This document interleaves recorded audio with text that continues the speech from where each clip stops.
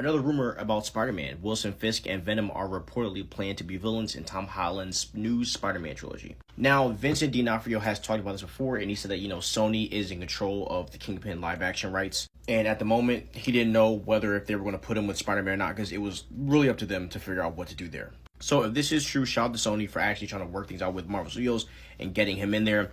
I think it's smart to do that. He's already a big bad in the Daredevil show anyway. Why not transfer that to Spider-Man? It will make all the sense for me. Plus, with the Punisher in there, automatically weeds everything in to be together. And with Venom, this is the obvious thing. Look, the symbiote was in the end of the movie. And as I said, my hope is that they introduce Harry Osborn. And that, we can see maybe Harry Osborn become Venom and not Eddie Brock. I think that would be cool. Kingpin brings, the grounded threat to Spider-Man.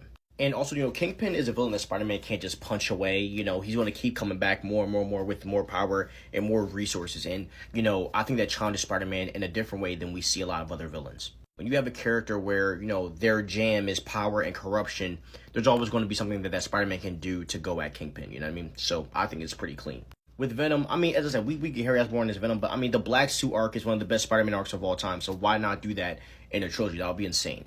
And we are getting a more mature character journey, it seems like, for Spider-Man, so, having the symbiote makes that even better, aka, Venom.